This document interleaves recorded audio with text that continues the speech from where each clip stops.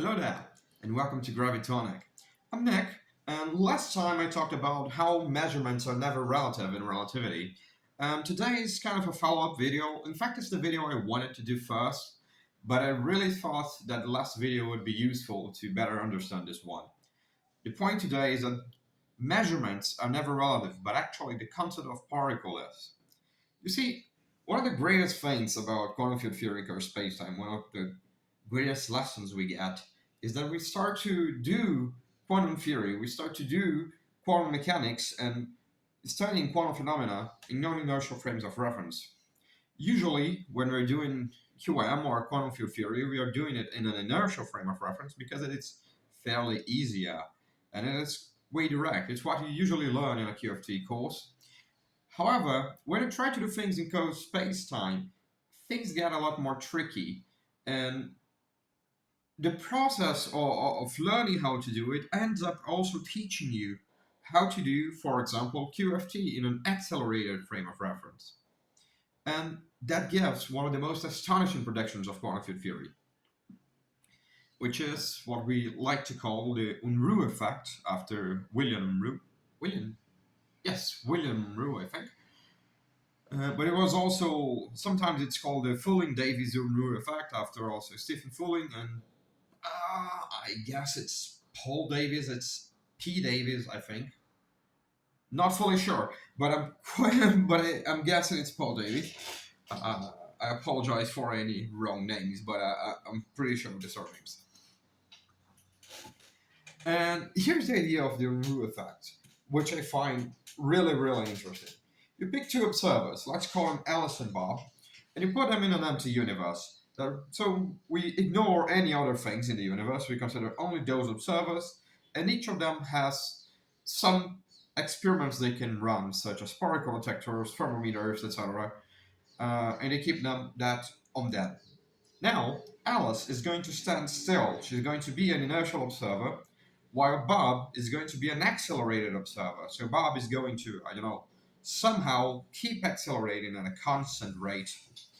And they're going to see what each of them get out of their experiments. Now, they have, for example, a particle detector.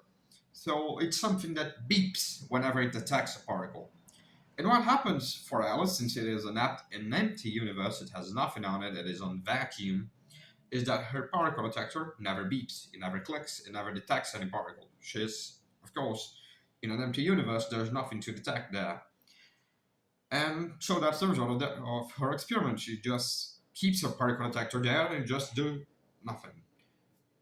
Meanwhile, in the same physical situation, Bob is also carrying his particle detector, but he's accelerated. And what curiously happens is that Bob's particle detector actually does beep.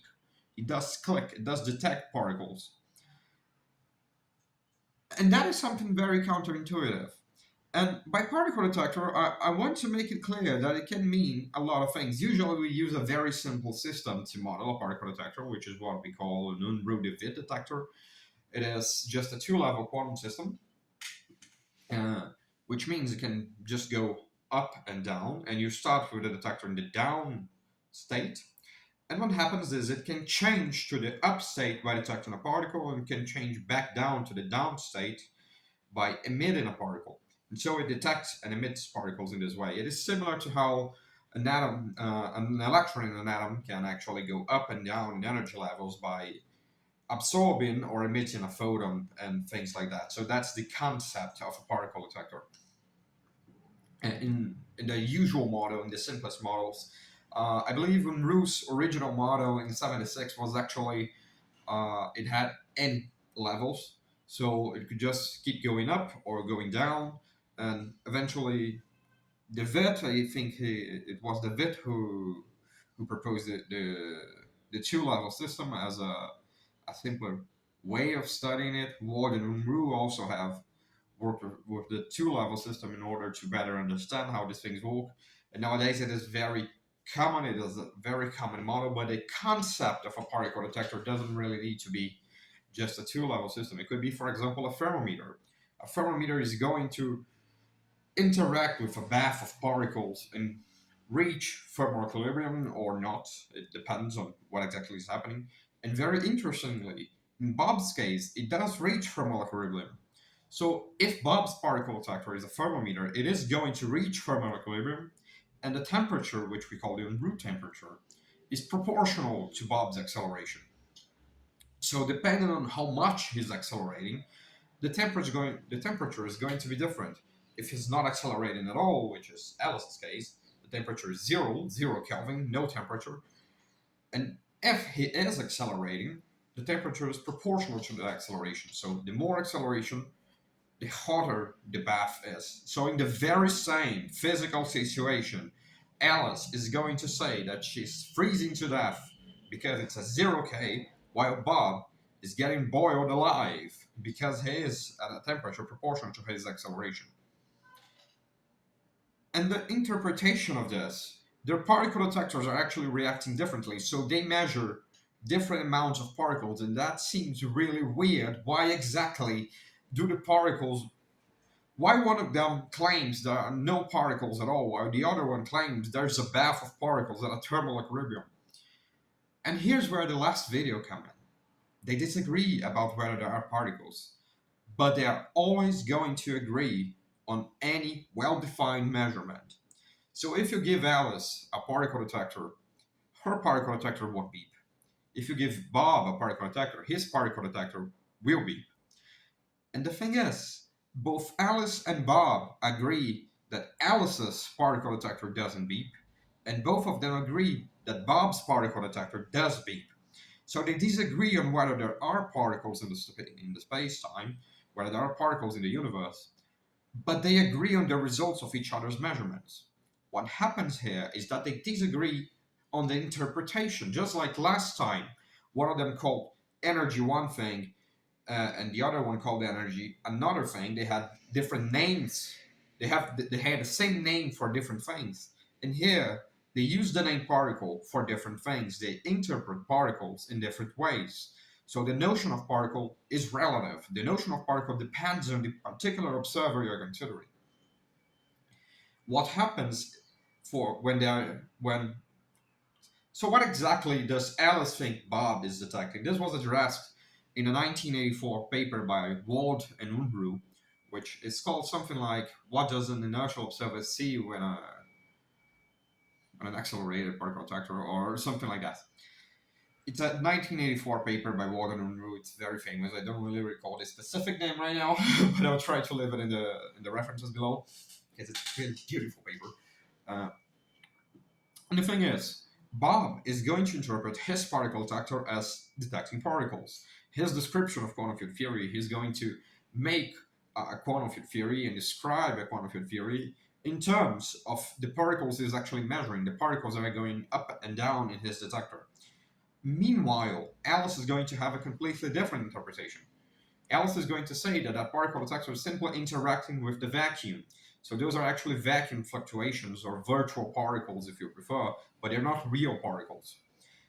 The thing is, each of them have different interpretations. They use the word particle to describe different things. And as a conclusion to that, the notion of particle is actually observer dependent. There is no observer independent way of thinking about particles. And there's nothing wrong with that because the theories we use to actually describe the universe are not particle theories. They are quantum field theories. It's about quantum fields, not about quantum particles. We don't really need the particles. The particles are a convenience. They are interpretation. They are a way of trying to understand what a field is. But the real point, the real fundamental thing in physics is actually the notion of field, not particle. I like to say that perhaps the notion of particle is one of the best ideas that God didn't have when creating the universe. And to understand a bit further why exactly it works like this, why exactly particles are relative, I like to give an example which goes back not to quantum field theory, but to something that came a little bit earlier, which is what we call relativistic quantum mechanics, which is sort of the grandfather of quantum field theory, sort of what people had before actually quantizing the fields, which was when they were trying to do quantum mechanics in a relativistic manner, and this leads to many difficulties. For example, you get some solutions with negative energy, which makes things really weird. Uh, to be fair, I never really understood until many years into physics why exactly negative energy is a problem, because, for example, when you have the Earth orbiting the Sun, it typically has negative energy due to the potential energy being negative. And the thing that people talk that they find weird when they say about negative energy in quantum mechanics is the thing that they mean negative kinetic energy. So it's okay to have negative potential energy, there's nothing wrong with that, but it is really, really weird to have negative kinetic energy because that should always be positive. You see, it's like p squared over 2m, so p squared is always positive, the mass is always positive, so it's really weird to think about how you would have negative kinetic energy. But relativistic quantum mechanics did predict that. And there are many equations of relativistic quantum mechanics. It depends on the specific particle you want to talk about. It depends on its spin, and that's a whole subject for another video. But I'm going to focus particularly on the Dirac equation, which describes, for example, electrons. And, of course, as I just mentioned, it has negative energy solutions as well. Now, here's the way Dirac interpreted it. He interpreted that solutions with positive energy would be electrons, would be particles. And for the solutions with negative energy, he interpreted that as being something that nowadays we call antiparticles.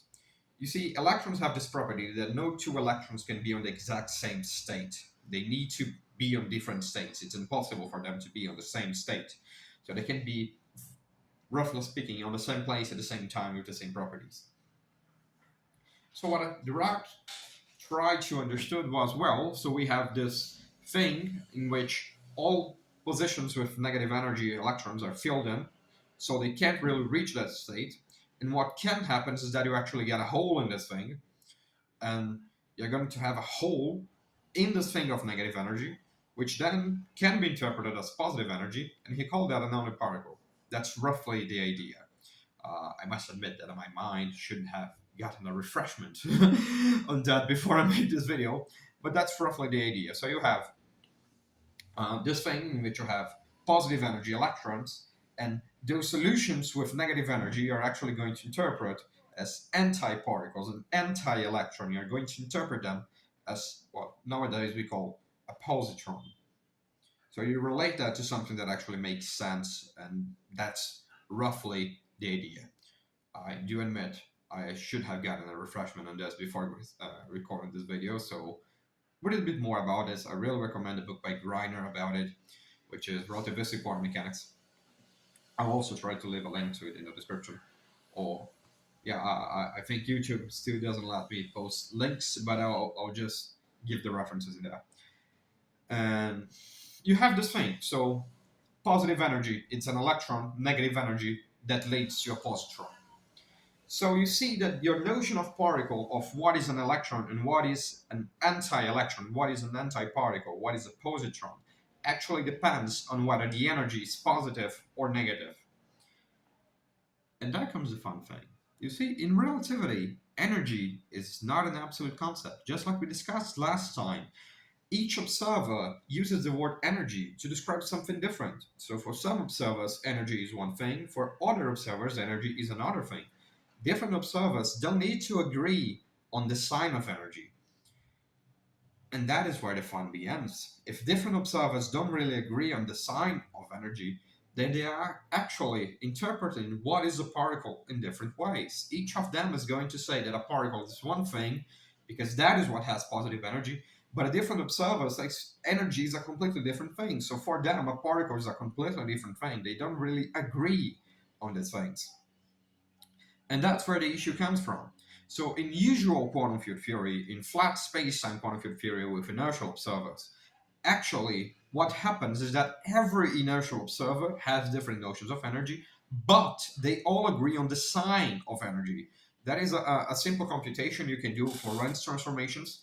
It occurred to me as as one of my first exercises when I was taking classes in QFT, that showing that given some time-like 4 vector, A Lorentz transformation never changes the sign of energy. Actually, it is an orthogonal Lorentz transformation, stuff like that. You can reverse the sign of time, but you never change the sign of energy for inertial observers. So as long as you're only considering inertial observers moving to the future, you're not going to be able to change the sign of energy by just changing the inertial observers from one to another. But now what we are considering in Alice and Bob's experiment is not inertial observers. We are considering an accelerating observer. And when you take these more general observers, there's nothing constraining that all of them must agree on the sign of energy. Because they disagree on what is energy, there's no reason for us to expect them to actually agree on the sign of energy. They already don't agree on what is energy. They say energy is a different thing for each of them. You see, my preferred definition of energy is the quantity that is conserved due to symmetry with respect to time translations. This is the Noether theorem vision of what is energy. So it is a number that stays the same, and the reason it stays the same is because your system doesn't change over time. So to give a concrete example, if you have a pendulum without any friction or something like that, it is going to stay just swinging the same time. So it is symmetric with respect to time translation. As time goes by, the pendulum just walks the very same way. And this means his energy is conserved. If you see now that he's losing energy, then that's precisely because it doesn't behave in the same way as time goes by. And what I'm saying here is actually that the definition of energy is due to it having the same behavior as time goes by, and not only a property. It is due to that. It's not the conservation of energy that causes symmetry over time. It's actually symmetry over time that implies energy conservation. Okay, you can actually understand it as going both ways, but anyway, so different notions of time lead to different notions of energy. Each observer has its own watch, has its own personal clock. Different clocks lead to different notions of energy. Different notions of energy lead to different notions of particle. And we end up with this astonishing result, which is one of my favorite things in physics, that the notion of particle is not absolute. It is not fundamental. We don't need particles to the physics. Physics is only made somewhat simpler by interpreting things in terms of particles, but we don't need those particles. Physics is actually happening in terms of fields. The fundamental theory comes in terms of fields.